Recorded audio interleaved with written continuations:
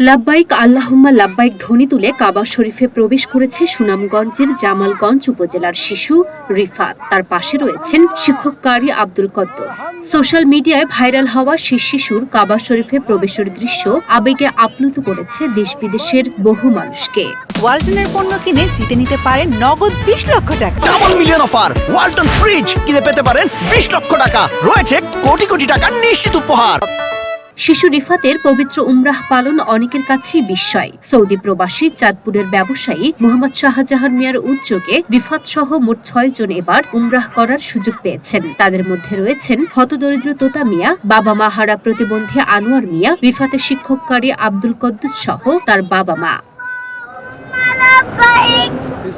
সুনামগঞ্জের জামালগঞ্জ উপজেলার পশ্চিমপাড়া লম্বা বাগ এলাকার নুরানিয়া মাদ্রাসার শিক্ষার্থী রিফাত সোশ্যাল মিডিয়ায় পরিচিতি পেয়েছিল জাতীয় মাছ পাঙ্গাস বলার জন্য।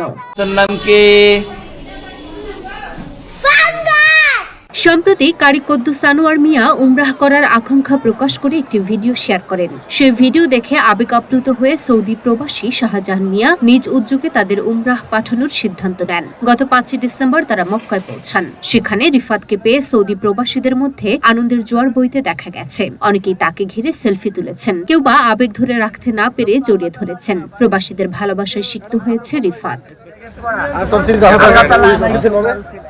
৮ দিন মক্কায় অবস্থানের পর ১২ ডিসেম্বর তারা মদিনায় পৌঁছান। পবিত্র উমরাহ পালনের পর আগামী ১৮ ডিসেম্বর দেশে ফেরার কথা রয়েছে তাদের। ছোট্ট রিফাতের উমরাহ যাত্রা প্রমাণ করে সামান্য সহযোগিতাও কারো জীবনে কতটা বড় পরিবর্তন আনতে পারে। লুনা আফরোজ নিপা, ঢাকা পোস্ট।